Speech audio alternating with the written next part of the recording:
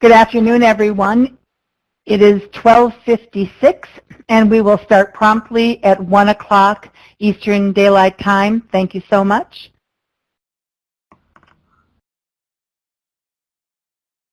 I didn't select to have that. Can you just click on your lower speaker and run it that way? Can you do it, Brian, on your computer? Oh, me right there, yeah.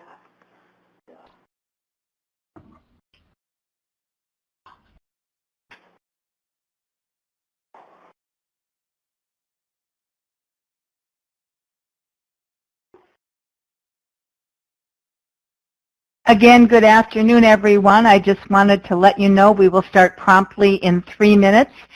And per our comment on the chat room, we ask that you please mute your speakers on your computer. Use the phone line for the audio, and we ask, and we'll be asking this several times, please do not put your phone on hold, or we'll have some lovely music that will interrupt the entire call. Thank you. We'll start in 3 minutes.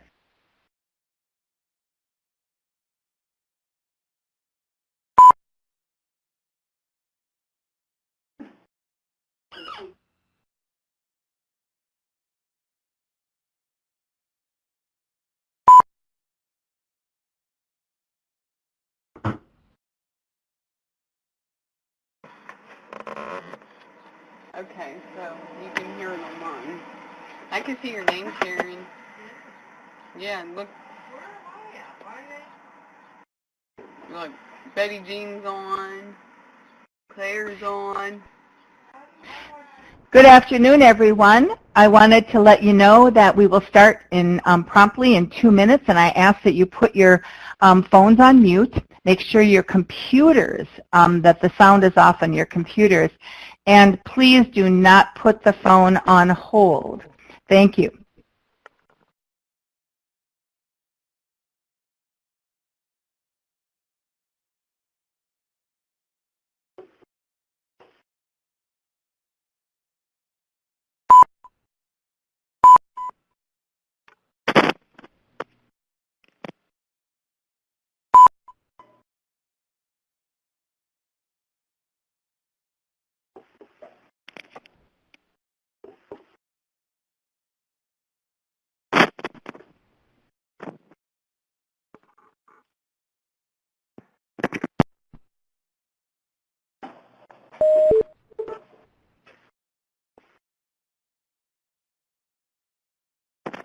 Hello, everyone. It is 12:59. We will start promptly at 1 o'clock.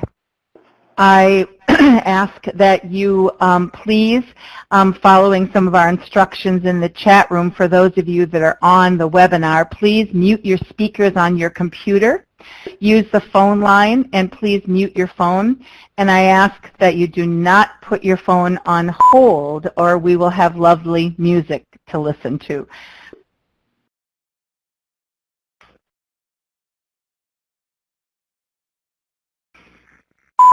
And now I have 1 o'clock on the nose, Eastern Daylight Time. Hello, everyone. I ask that you please, right now, if you don't have your computer with no volume, please take the volume off of your computer.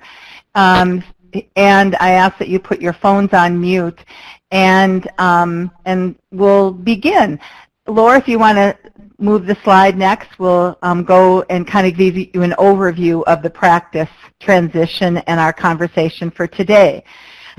So my name is Lori Lutz, and I am the Chief Strategy Officer for the FedCap Group.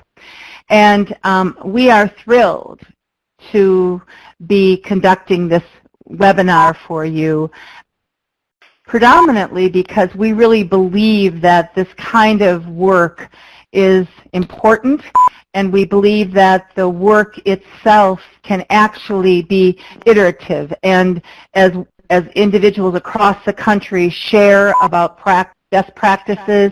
I really firmly believe that we can change the outcomes for individuals with intellectual and developmental disabilities for generations to come. So I'm going to give a few housekeeping notes again. I ask that you please put your phone on mute.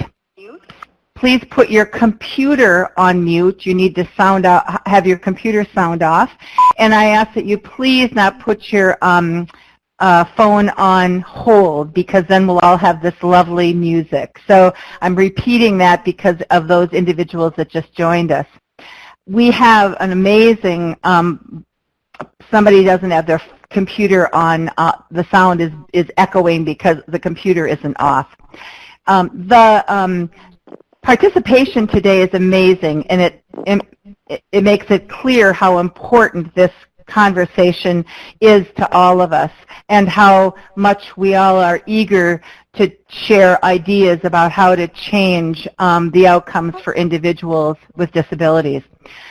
One of the things that we all, as a FedCap group, consider is that it is imperative that we keep learning. And so we are going to just talk through with you our practice transition. And we'll try to move the slides along and talk for about 45 minutes.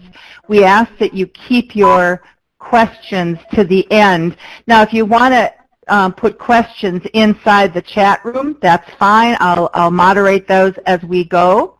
But we're going to talk about a couple of elements. One is basically urgency and the concept of urgency, and the decision to make the decision, culture changes and practice changes. And then we're going to move into relationship with development, and that has to do with business development and community mapping. One of the things we're going to try really hard to do is just to be practical. This isn't a lot of theory, it's practice.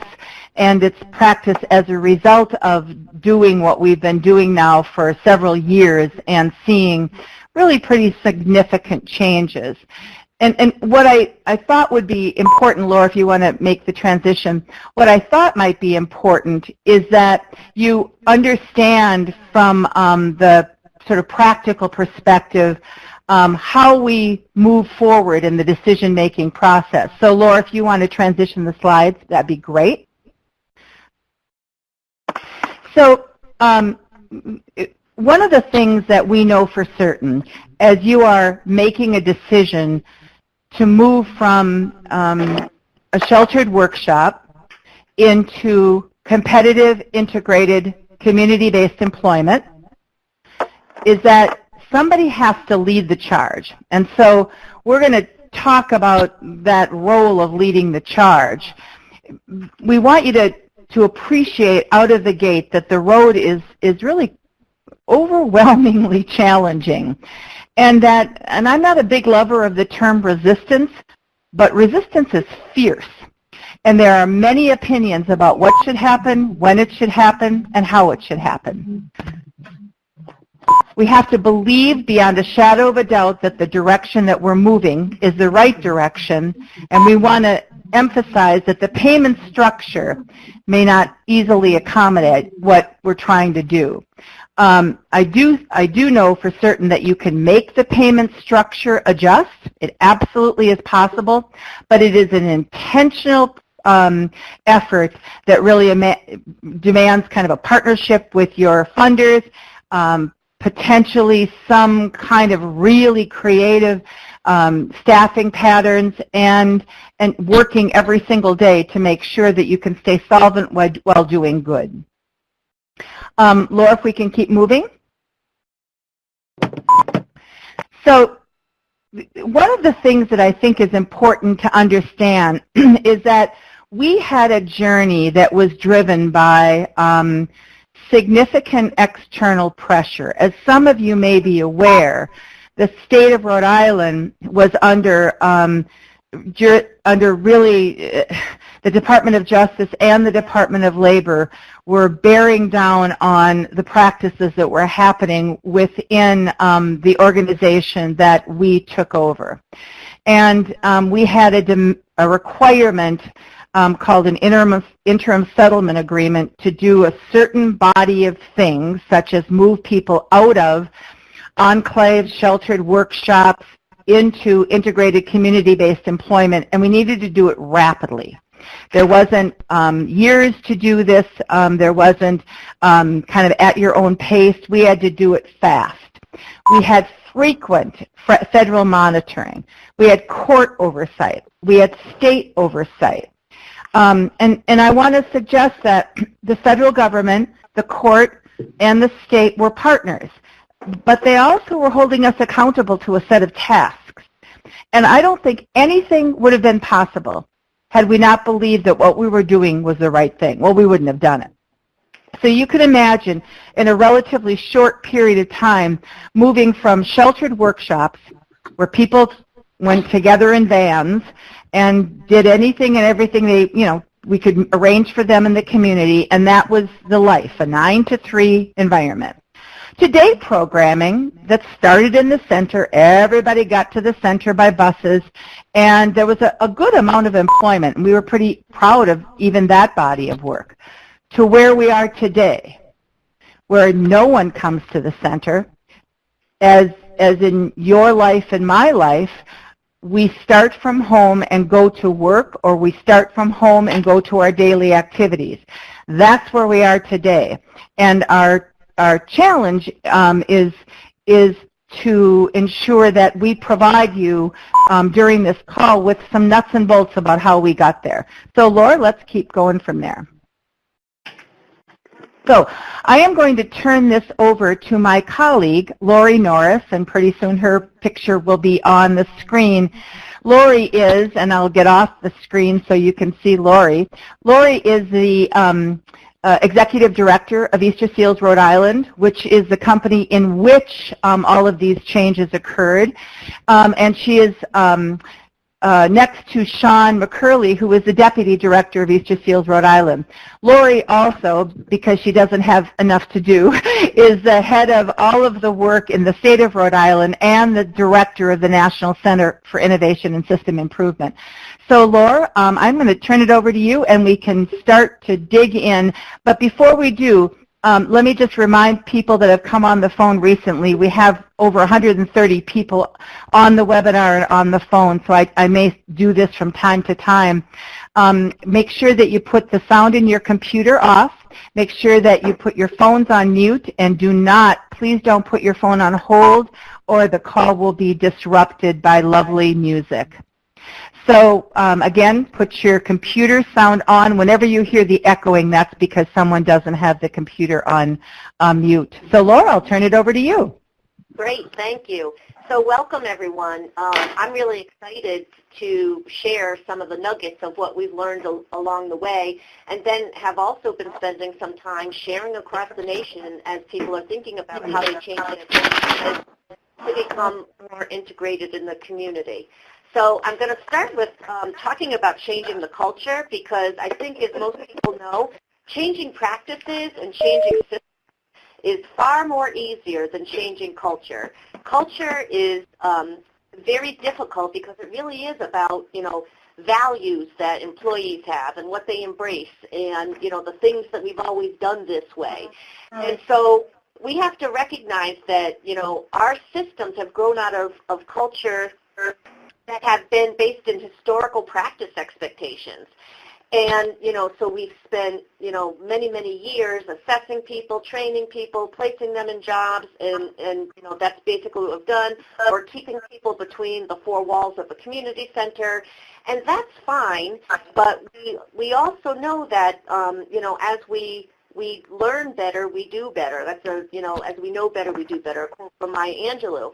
And so what we have to do is make sure, as we're making these transitions, that we're recognizing that staff may become defensive, because somehow we have to be careful not to send the message that what we've been doing for years was wrong, that it's what we knew how to do then. And if you look at the history of how people with disabilities have been served, you go back in time and you can see that we've gotten better with each decade that passes. As we learn more and we understand better what's best, our practices have changed.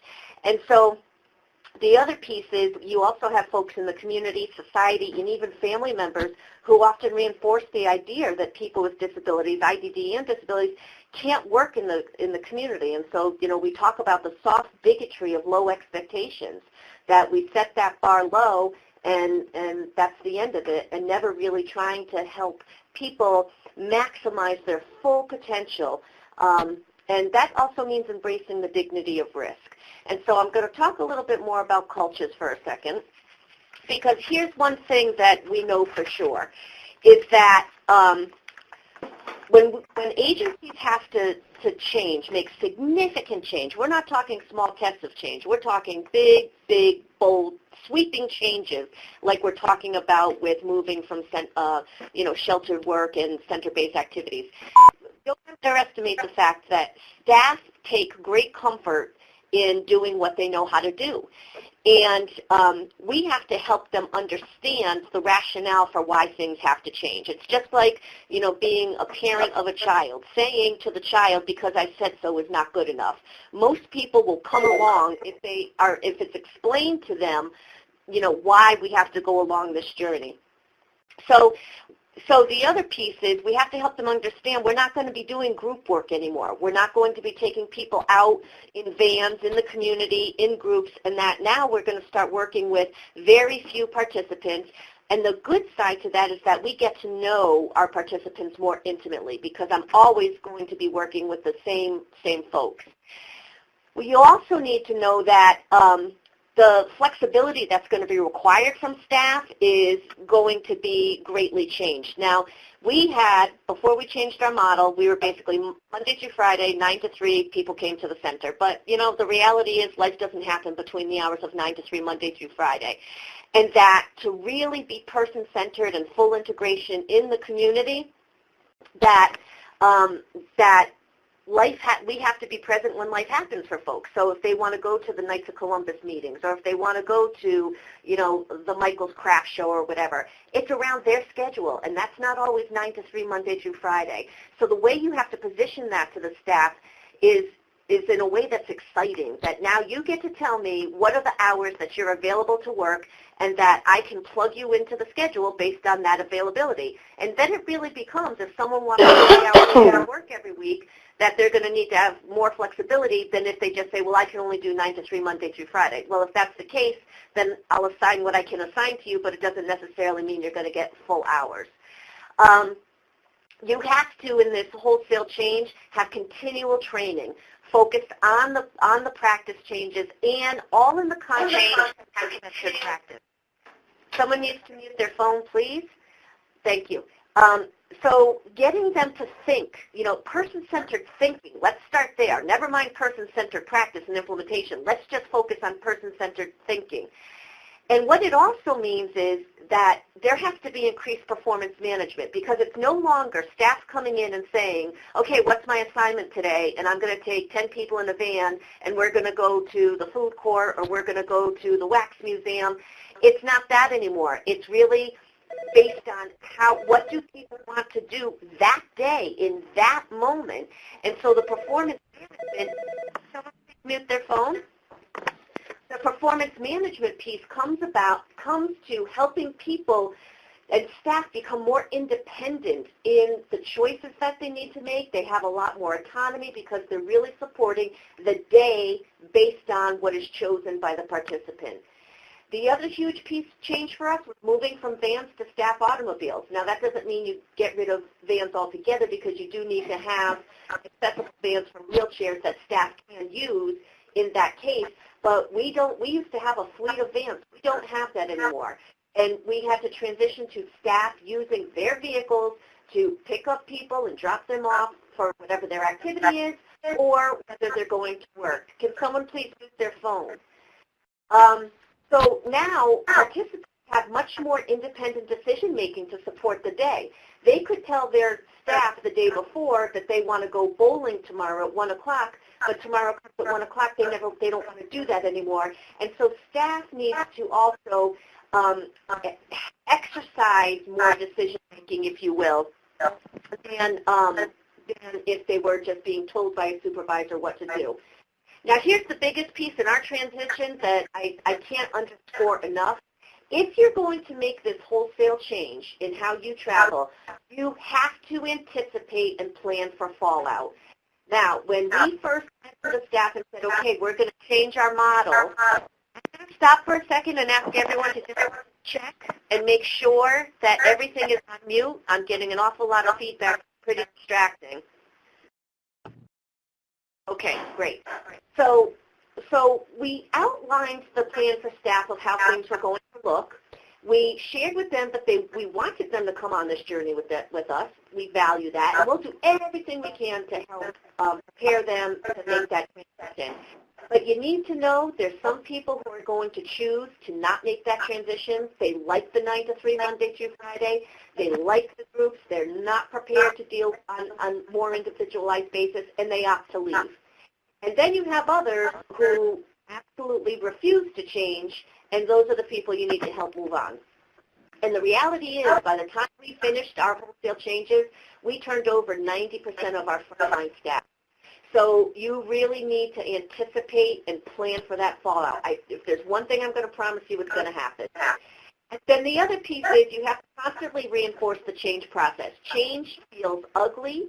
We like what we know. We're comfortable in what we know. And the reality is with change, it's not the change itself, it's the journey. You know, what's going to happen to me along that journey. So you have to constantly reinforce the change process, fears, emotions, and that it's normal. So now the other piece about culture is going to be the family engagement piece. I don't think I need to share with you that families can play a key role in either helping something succeed or die on the vine. And we've seen it time and time again where we're moving to the point of changing how services are. We've explained it. We've talked about it. We've talked about the job that's available. And then all of a sudden when the change is about to happen, the family blows it up and pulls the rug out from under. So one of the things is, you know, they do have their own fears. They like the safety of the 9 to 3 and knowing that their loved one is safe there. And they're going to have a lot of fear themselves. So what you need to do, and it's key, the minute you decide that you're going to change your process, is you involve the family in that process. It's that whole notion of do this with me and not to me. And if you think about it, when you do something with someone, they're the author of what's happening, so they own what's happening instead of you imposing on them. So involve the family, the friends, and everybody you can in the discovery process, which we're going to talk about in a few minutes. You know, get into family gatherings, interaction, and then also we had a lot of family-led training sessions. So those early adopters of families said, wow, I was a resistor and I see them better, and my loved ones are happier, they're more independent, you know, they're engaging in activities that work for them, that are important to them. We have those people be the voice for the resistors, and so that, because they're the only ones who have walked in their shoes and can explain and understand where they're coming from. And then also, when I talk about customized employment in a few moments, family participation there is key, as well as the participation of other stakeholders in that person's life. And we'll dig deeper on that in a couple of minutes. So now I'm going to ask Sean to talk a little bit about the practice changes that occurred during this process. Sean? Thanks, Lori. Good afternoon, everybody. Earlier, Lori discussed the practice changes as one of the 3 areas of practice transitions. Even though there are many components that fall into this category, we've identified 5 critical elements. Sean, if you could stop for a second. We're actually hearing people talk in the background, which means that you don't have your phones on mute or you don't have your computer on mute. And I'm so sorry for this disruption, but it's really critical that everyone puts their phone on mute and checks to make their computer on mute. We do these sessions regularly, and every once in a while we run into some folks that just don't check their computer, and I think that's what's going on right now. So please make sure your computers are on mute. Thank you. Thanks, Lori. Just to back up, so even though there are many components in a successful practice transition, we've identified 5 critical efforts for a successful service delivery model transition. On this slide that you have in front of you, it outlines the 5 areas. We've drill them down to discovery process, which we'll get into a little bit more in one moment, customized employment, building natural supports, the redefinition or elimination of the concept of the day programming, and lastly, but not most importantly, fading. I'm going to dig into the discovery process right now. Just a quick note, your fund may have various service definitions, time limits associated with the discovery process in and of itself. Just make sure that you assure that you're in compliance with the local rules and regulations regarding time limits on that process. Next slide, please. Thank you. For us, the discovery process is not a finite process. It is a slow process. It is a deliberate process. And it's our opportunity to learn the most that we can about the participants that we serve to assure a successful transition to competitive employment. Discovery should be an organic process that is built into your organizational culture. There should be a consistent evaluation of your participants and all the factors leading to success. Transitioning from the day program into their local communities in which they live will assist with integrating people into, again, localized communities, not a facility that's some distance from their home. And that's where the full integration or full meaningful integration comes into play in their own settings. It's essential that we observe the participant in all settings that they reside in, at home, in the community, while they're at the program, and that we engage the families as early as possible. Engaging the families as early as possible is the most important part of this process because they know the participants best. And also this helps bring them along in the process and facilitates acceptance on their part. Community mapping is another tool that's important in the discovery process. Community mapping is where the participant works with a staff member and they outline or identify as many activities in their local communities that they can partake in that are meaningful to them. This, again, helps facilitate meaningful activities and infuses them into their local communities where they can build value relationships. Next slide, please. Functional capacity assessment. So the functional capacity assessment, the key point to remember here is that it is a starting point for organizations and the participant. It is not the end all and be all. The functional capacity assessments assist us when we have individuals who are either ready for employment or they're not sure what they want to do. It's more valuable in the later or in the latter part of that process. People that don't know what they want to do. Functional capacity assessment enables a little bit more about the participant. But the one key thing to remember with the functional capacity assessments is that they can tend to highlight the limits of people, and then that can allow, or that then enables staff to adopt that they can't work mindset. So we want to be careful of that and constantly reframe that functional capacity as a tool and or a device that establishes a starting place. We identify the areas of strength. We also identify the deficit areas. We then set goals to accomplish or improve on the areas that we can.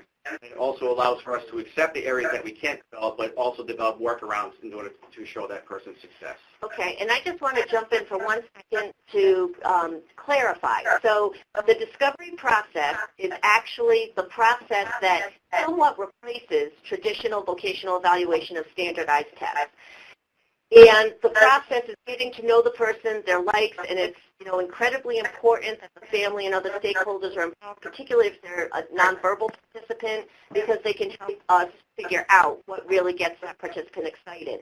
So that discovery process then helps us determine, does this individual need a customized employment opportunity, or could this individual go into an existing job? So we talk about job development versus job placement. Job placement is putting people into an existing job with the expectation that they can pretty much do all the tasks of the job. That is when the functional capacity assessment would come into play. Not so much for the customized employment, and I'm going to dig deeper on that shortly, but really on someone who, says, I want to work at the dry cleaner and do the whole scope of the job. That's when we need to really use the functional capacity in that more job placement role as opposed to just the discovery process.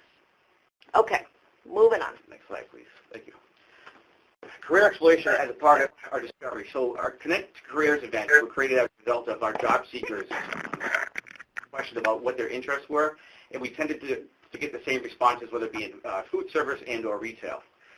The Connect to Career events allowed our participants the opportunity to engage in informational interviews while practicing their interview skills with potential employers. And at the same time, we've also or that has in turn allowed us to educate the employers on people with disabilities and more about the disability community. And again, these events have actually ended up in job offers for participants, and as you see here on the slide in front of you, the jobs that were an actual result of the Connect to Careers events. So let me just put a point on what Connect to Careers is. Connect to Careers was actually created by FedCap, and it's a speed dating-like event. And, you know, as Sean said, lots of individuals, they only know what they know, and so they don't think about other opportunities. The examples that are up on this board here are actual real examples of employers who came to our Connect to Career events.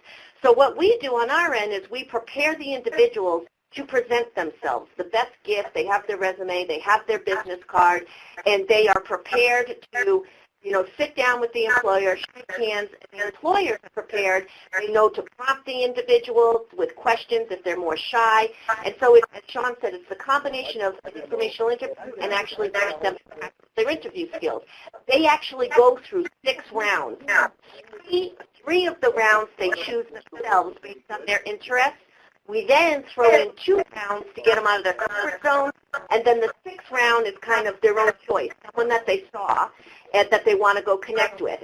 So what happens is we blow the whistle, people go to their first round, they do their thing, and then we blow the whistle again, it ends, they move to the next one, and it's really, really fun. It's a fun, fast-paced event. And as John said, the intent of the event is not to get jobs for free, but jobs results out of it every single time. Because employers come to us and say, oh my God, my own biases, you know, were in the way. I never thought this, I never thought that, and this candidate is so, so incredible. I really want to offer jobs. So we, you know, can talk more about Connect to Careers on another occasion. It's a wildly popular and fun event. Okay, Sean. Oh, this is me. All right, so now I'm going to talk a little bit about customized employment for a second. So here's the thing I want to share. When I talk about customized employment, people go, oh, I know what that is. You know, that's, you know, sharing a job, or that's job carving. And that's not what it is at all, because if you do job carving, someone else has to pick up the rest of the job that was carved out. So that can actually be a hardship for an employer. So that's taking a standardized job spec and saying, okay, Bobby's going to do X, Y, and Z. I'm going to carve that out, but someone else has to pick up the slack. Or Bobby can only work 15 hours a week in this job, but someone else can work 25. That's not what customized employment is. Customized is an opportunity for a person to do a piece of work that's... Laura, I'm sorry. Laura, this is Lori. I'm going to interrupt you. I apologize, everyone. We have got some people talking in the background. They're laughing in the background. They've not put their computers on mute. They've not put their phones on mute, and it's interfering with the entire presentation. So I can, if you're talking and laughing right now, we can hear you. Please put your phone on mute. Thank you so much. Okay, continuing on. So let me break down what customized employment is. Customized employment is finding a body of work that interests the participant that they can do, and it's also a value add to the employer. It is not an outsourcing ask to do X, Y, and Z. And if you're doing customized employment appropriately, it's a win-win. And you should be able, as a job coach, to figure out quickly because you've done it right. So let me give you an example of what I'm talking about. And this is also going to speak to why, and Sean's going to talk about business development shortly, why the ongoing business development and business relationship matters. Because you cannot successfully do customized employment unless you know industry. So customized employment, and I'm going to use one example here in particular, and then I can give you another one as well. So in the plumbing industry, right, so in the plumbing industry, plumbers come back from shift at the end of the day, and they have to restock the inventory on their truck. But the way of inventory control, every single truck starts out in the day with the same amount of inventory. There's going to be, 10 elbow plates, and, so 3 vents and things like that. When they come back at the end of the day, the plumbers, what they use for materials needs to be to match up for what's missing on the truck, and then they spend, let's say, the last half hour of their shift restocking what was there. Now you can see here, and this is a true example. So 10 plumbers at a company, and they get paid $35 an hour. If 10 plumbers every single day spend half hour each day restocking their truck, that's 2.5 hours per week per plumber. 2.5 hours per week per plumber times 10 plumbers equals 25 hours spent restocking trucks at $35 an hour for a cost of $875 a week. Now let's say I have Ben, excellent at pulling materials and doing kind of that matching of fitting. So I make a proposal to the employer, and I say, Ben can come for 25 hours a week, 5 hours a day from the time your guys come back in. And your guys, by the way, can stay on the road doing more work for another half hour. When their truck comes in at 4 o'clock, Ben will work here from 4 to 9 at $10 an hour, restocking those trucks. That's 25 hours a week. It's going to cost you $250. Now, if you do the cost of things, it's on the bottom of your screen. 875 minus 250 is $625 a week in savings to the employer. Over the course of a year, that's $32,000. And their person can stay out on the road again doing another job, making more money instead of spending their time stocking a truck. So there's one example. Another quick example I'll give you is food service delivery. Another true story. Christmas time at the mall is absolute chaos. And so staff only have half an hour for breaks. If they have to go run to the food court and try to fight everybody else in line for the food court, by the time they get to sit down and eat, they've got 10 minutes at the most.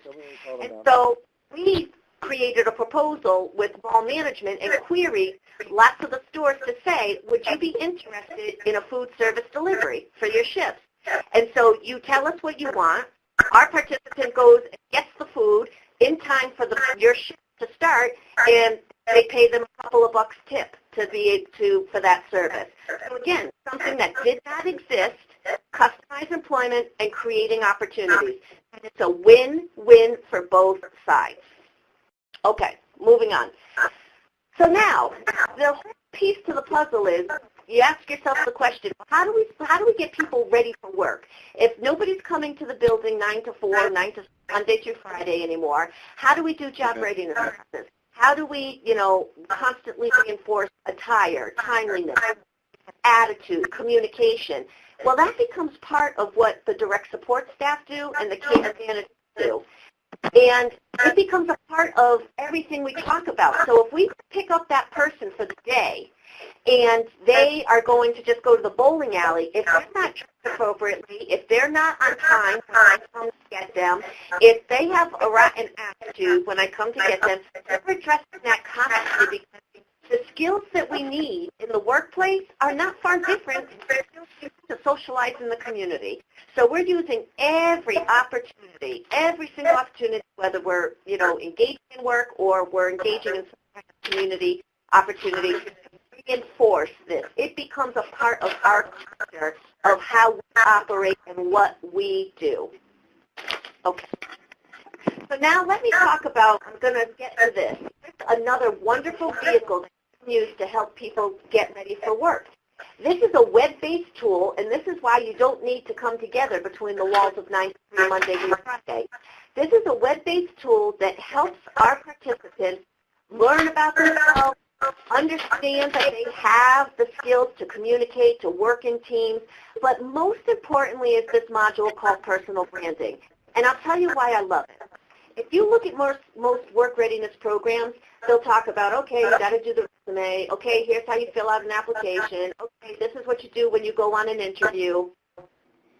But what personal branding is, it's helping them figure out what's their best gift to offer to an employer. So they actually go through an exercise of creating what's called company me. And why we love this is because the populations we serve, they're so used to being labeled as disabled or as whatever. We want them to be labeled, if they will, in the most positive, beautiful, wonderful way about what their best gifts and talents may be. And so they go through this exercise of really drilling down to all these attributes they may have, drilling it down to the top 10, drilling it down to the top 3, and then actually drilling it down to the number one thing, which could be something like, kindness or bringing joy to people. And then they build kind of their whole portfolio of what they would want to present to an employer around that. It also helps folks figure out, about college and other post-secondary opportunities, and also building networks of support. Now, I'm going to talk about this in a couple of minutes, but networks of support and natural supports are critical, not only in job opportunities, but in community opportunities as well, because the presence of a job coach indicates I'm different, and it delays integration. The presence of a support staff denies the relationship building in community activities, helping others create and establish networks of support to not only build professional networks, but supports in the workplace and supports in the community is going to be critical to maximize independence. Okay, so I'm moving into natural supports for all activities. As I'm sure everybody on this call has heard about natural supports in the workplace context, but as I indicated, it has to be in everything. So a good job coach or a job developer is looking to organize natural support from day one. Now, the beautiful thing with technology is that it affords us a lot by way of accommodations and natural supports. It affords us the ability to set an alarm for when someone needs to go on a break, or, half an hour before their shift begins, or when to go to the back room because the truck comes in at 3 o'clock. So use every single thing that the iPhone and that these phones have to offer, and there's tons of free webinars out there, by the way. If you don't know, the role that an iPhone can play in assisting, please, take the time to check it out. So getting out of the way so that participants can build relationships. I'm sure as many of you who are on this call have experienced the fact that we do a really great job of putting people into jobs, but we, one, stay on too long job coaching, so we're in the way, and that continues to say, okay, signal that someone's different. It delays the building of relationships with others, but how many times have we successfully placed someone in a job only 2 months later to have the person say, I'm lonely, I don't have any friends, no one invites me to the Friday pizza thing? That's because we delayed the building of their relationship. We didn't help them get into the culture. And if you think about you in your own workplace, being a part of the culture is how you build relationships. And so it's really critical that we get out of the way, and part of our job coaching duties or direct support duties is to help our person become a part of the culture so they can build relationships. So the job coach doesn't just navigate the job, they help the participant engage. And that's in community activities too. So let me just see, here it is on my next slide. So here's an example. There's, we often talk about, well, what can people do in the community? Because they don't have a lot of money, different activities cost a lot of money. There's all kinds of groups out there that are absolutely free. Nature clubs, conservancy groups, Rotaries, Kiwanis, choir practice, etc. And so again, what you want to do is help that person establish relationships within the culture. So now the direct support staff is not the one bringing them to Knights of Columbus anymore, that our participant actually made friends, and Tom, who happens to go every single, Monday night, is more than willing to pick up our participant. And now we get out of the way. We get out of the way and we let those natural supports take over and normalize and help our person become a part of that community. That's what we need to do. And still spend too much time, way too much time, supporting someone too long unnecessarily. We have to support the dignity of risk, and that means helping them build their independence. Okay. So now, Sean is going to talk about redefining the elimination of the day concept, because we're hoping you see that there's no such thing as a day anymore. It's, life is just like our life. It doesn't happen between 9 to 3. It happens when we want it to happen, when our work schedule happens, and when our community activities happen. John? Thanks, Lori. So one of the most difficult periods of transition that we had was reframing the idea of the day concept. Can you advance the next slide, please? The day concept, for most people, again, remembering that this was something that's been institutionalized over the past 30 to 40 years, that everybody comes to a day program Monday through Friday. It's a 9 to 3 experience. It's a 1 to 4, 1 to 5 ratio, which at that point, when we stopped to look at it, you cannot deliver person-centered services at that point in time. Somebody's going to lose out on that. So when we transitioned moving people out of the center and we supported them directly from home, it was more of a naturalized environment, which then allowed us to focus. Those services are delivered at a 1-to-1 or potentially a 1-to-2 ratio, and that allowed us to focus exactly on what that participant wanted as an individual and whatever it was that was going to take to make him or her successful. So the fact that we weren't dealing with ratios of 1 to 5 or 1 to 4 allowed us to hone in on that. This also allowed us to focus in on individualized goals, because again, it's kind of counterintuitive when you think about individualized goals in a group setting. They don't really mesh all that well. And then getting rid of that Monday through Friday 9 to 3 allowed us to help the participants that we support find the one thing that we all want as part of our lives, which is control. So when they have individualized schedules and they dictate the schedule based upon their needs and wants and desires, instead of them having to work within a framework that we set up at a typical day program, this allowed us to find, truly what drives the person, allowed us to hone in on their passions, and also allowed us to ultimately facilitate their success. Next slide. And so I just want to add to that too. So here's the pushback you're going to get. People are going to be home during the day now, right? So just like on the weekends, you're not out from 9 to 3 on a Saturday straight. You come home, you do groceries, you maybe go to some standing club that you belong to, and so this changes that so-and-so is out of the house Monday through Friday from 9 to 3. It changes so that they're getting support when they go to work or when they want to engage in activities or do things in the community. And again, what we're also doing, and to go back to Sean's point about really community mapping, is helping people figure out what's around them so they don't always need the support of a staff. So they can go walk to the park or they can go walk to the library to go to story time or what have you. So that's a big piece of it as well. So now, Sean is going to talk about building partnerships with businesses in a little bit more detail, and as I said, as it relates to customized employment, you can't do customized employment unless you know employment, unless you know the aspects of a job and how to build that employment proposal so it's a win-win for the employer and the participant. Sean? So this is another critical step in the process. So as your participants are engaging in the discovery process, it's essential that the organization simultaneously attempts to understand the needs of the businesses around them and in which they will engage with and partner with.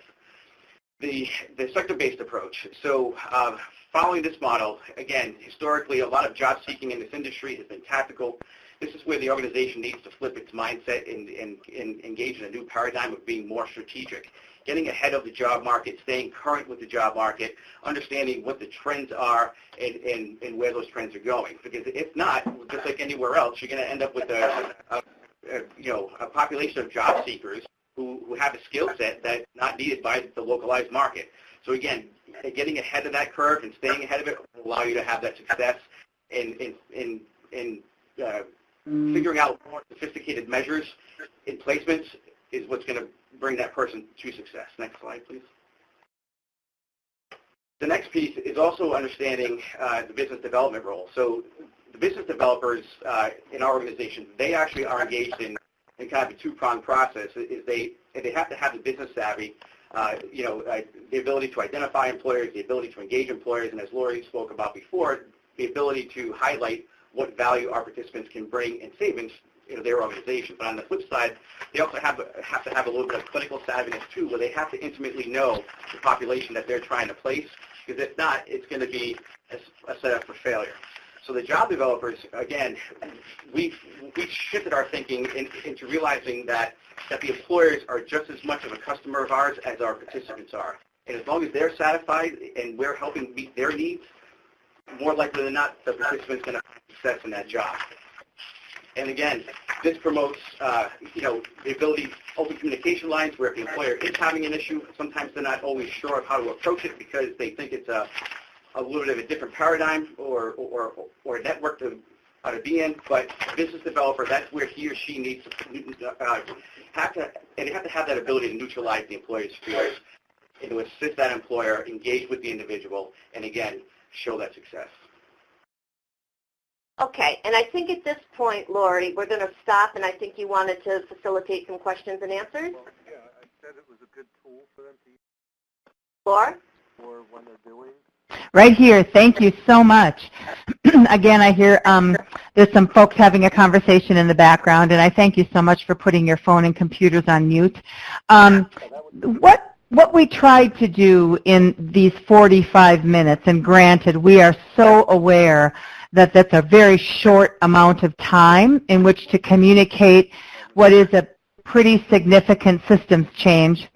But what we wanted to do is give you nuggets of practice change, nuggets of culture change, and to give you some underlying ideas about what this concept of business development and business partnership really requires. So, Laura, if you could move on. The National Center for Innovation and System Improvement is committed to doing exactly what our name says, actually innovating practice change and helping to really impact the way services are designed and delivered across the country. And we are committed to designing frameworks that can be scaled and replicated in jurisdictions across the country. We have a series of tools that we have built from our struggles in our practice, everything from our functional assessment to our person-centered career planning process to our mapping, both community mapping and individual relationship mapping, to our Get Ready web-based tools, and many, many more. And what we'd like to offer is an opportunity for you to partner with us in leveraging some of those tools and technology products, and actually engaging in any kind of training and technical assistance that might be valuable for your organization. I think the most important thing of anything that we wanted to say today is that what we do is very practical. And I think, Laura, you were going to talk about that a little bit. It's not theoretical. It's not hyperbole. It's on-the-ground work that makes the changes. Absolutely. Thank you, Lori. I think one of the things that I've heard the most is that when we provide technical assistance and training, that it's critical that people walk away with very user-friendly nuggets that they can apply right away to start their change their practices. And we've heard that consistently. And I think that is one of the things we hear is that we are practitioners. I've been doing this work for 25 years, starting from boots on the ground of doing job development all the way up through eventually becoming the CEO of an organization. So there's nothing that someone can throw at me that I, can't speak to in some way, shape, or form. But it's also why we look at things through a practitioner's lens, because time is valuable, and we want to make sure that anything we do, that you've got a value add to the time you invested in trying to do something different. Thanks, Laura.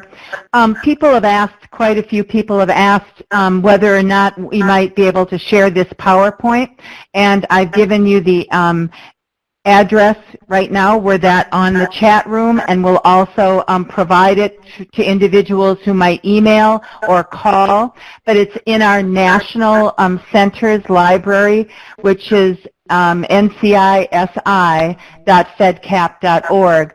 Now, we have got 10 minutes, which we reserve for some questions and answers, and people can either ask the questions, they can write it in the chat room, but does anybody have any specific questions that they might have about some of the pieces that we've been recommending? Yes, another question. Thank you, Nick. You've been great. The webinar is recorded, and it will also be available on the National Center site. Thank you. Any other questions or comments that people might want to, just talk a little bit more about? And folks can do so via the phone line as well. You don't have to just type it. If you want to speak up, that's okay too.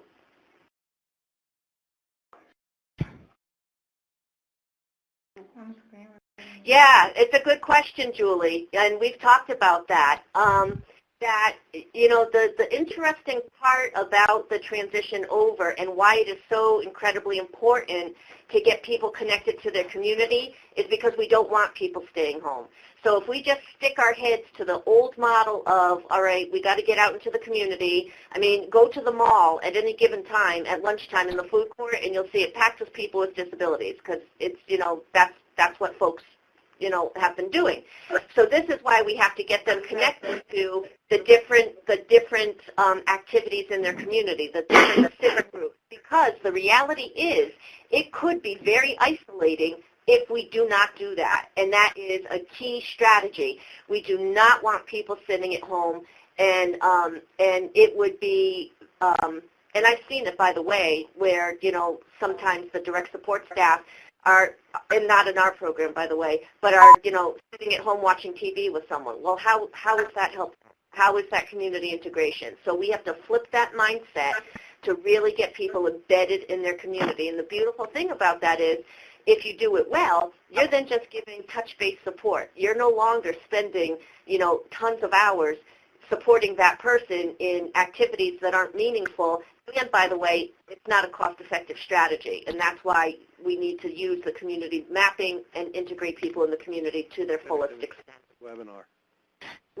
Thank you. Laura, there's another question that I'll read so people can know the question. Is there funding streams available that have been used with VR and DD systems? Yes, absolutely. So we blend and braid the funding as much as we can. I mean, obviously our VR system will fund things related to employment. They will actually fund for those who are more interested in doing a traditional job. They will fund trial work experiences. They will fund job development. And so we want to tap those dollars to fund workforce activities and not the dollars from the DD system to pay for that, because we want to use the dollars from the DD system to fund the, supports, all other supports outside of that. So really being strategic about what system you bill and blending and braiding the funding so that you can maximize those dollars and serve people the way that they need to be served. Another question, Laura, and this is an interesting one, and I think I'll too take a stab at this one. The question is by Tammy. You spoke about a 90% turnover in staff once you started the change process, but the question is what percentage of consumers or our clients aren't working anymore because of the changes? And I'm going to just jump in here and say one thing, and then I think Laura and Sean can respond. There is a lot of individuals that, not a lot, but a good number of individuals that might have been 65 or 70 and coming to the center, and it was a part of their day. But when we shifted to employment, a good number of those said, hey, you know what, I'm retiring. I don't want to do this. I don't want to go to work. And that was their choice, and that was fine. Others that same age did not retire. They wanted to work, and that was exciting.